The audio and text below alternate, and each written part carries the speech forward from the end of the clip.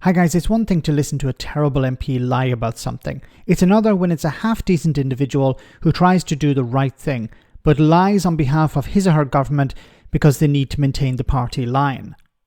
Robert Buckland KC, a one-time Lord Chancellor for Justice, was forced to deny reality when it came to the Rwanda Bill. He was grilled by Victora Derbyshire on the legality of the bill and how Supreme Court justices deemed Rwanda unsafe.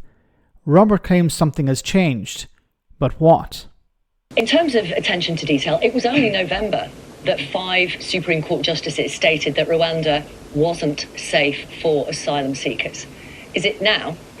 Well, of course, the judges then were looking at the situation as it applied back in the summer of 2022, just when the new policy had been announced. And I think things have moved on significantly. We saw not just a treaty being agreed in November of last year, but also progress since then. Even last week, Lord Sharp, speaking on behalf of the government in the Lords, said it was a work in progress from Rwanda's point of view. Yes, and I've been holding the government to account on that and pushing to make sure that all the processes that they've agreed to in the treaty are being put in place, and that underpins some of the arguments we've had on the amendment that we've just voted on. So is it safe for asylum seekers then?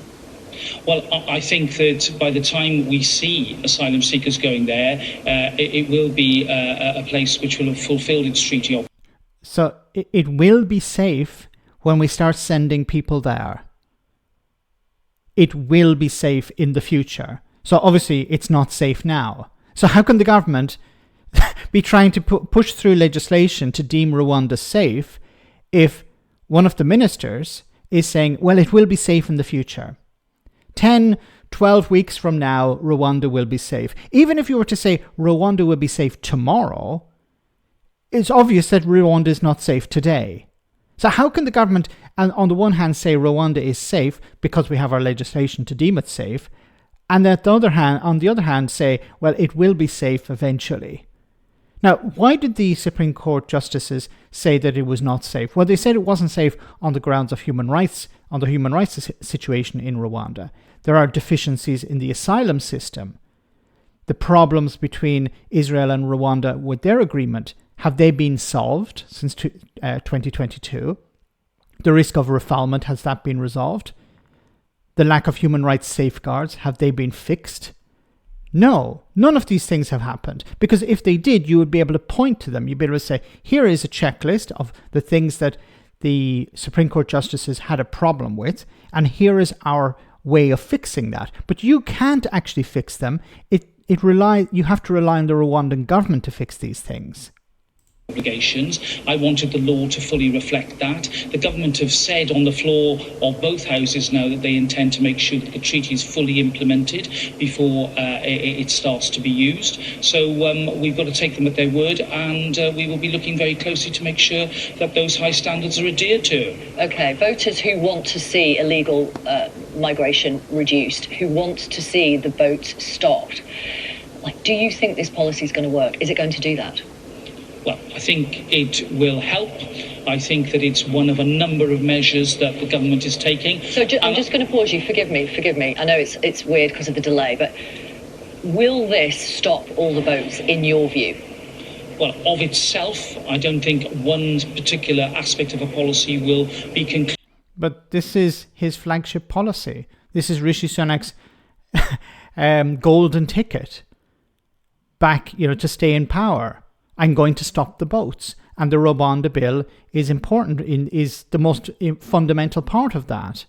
Now it seems, well, it's only part of the process. Inclusive in stopping the boats, I think it's a range of policies, a range of tools in the box that will make the difference, which is why the government has to not only pursue this, but redouble its efforts to make sure that as a collective challenge, we deal with what is happening, not just to us, but to countries across Western Europe. And that means carrying on in the spirit that Rishi Sunak has shown, getting agreements with other countries that are a particular source of the issue, and cracking down on this trade by working with other countries who are also having to deal with the consequences of illegal trafficking, people smuggling, and all the rest of it. And Mr. Sunak's obviously putting small boats front and centre of your election campaign. Former Home Secretary Suella Braverman on the radio this morning saying there'll be a token 1 or 2 flights taking off and it's not going to work. We've got you, a former Justice Secretary, wanting the bill amended because you're not fully happy with it. That's 2 senior Conservatives. If neither of you is happy with it, why should voters trust the Conservatives to get this to work? Oh, no. You see, there's a difference between wanting to get the detail of a bill right, which is my job as a scrutinising legislator, and the principle of using a third country like Rwanda. I've always agreed with it, so does Suella Braverman. The question is, can we make this work? I think that by ignoring the law and ignoring our obligations, we risk further successful legal challenge. I'm much more of the school that says you tighten it up and make sure that it is much less vulnerable. Others in the Conservative Party seem to want to, to look at withdrawing from the European Convention on Human Rights. I think that is... And this is the problem within the Conservative Party at the moment. You have the moderates, like Robert Buckland here, who want to follow international law, who said, we'll vote for this as long as it supports international law. But then you have the headbangers like Suella Braverman who say, no, we don't care about international law. Let's leave the European Convention on Human Rights. Let's just do it, like tear up stuff, leave stuff. That's what we're all about at the ERG.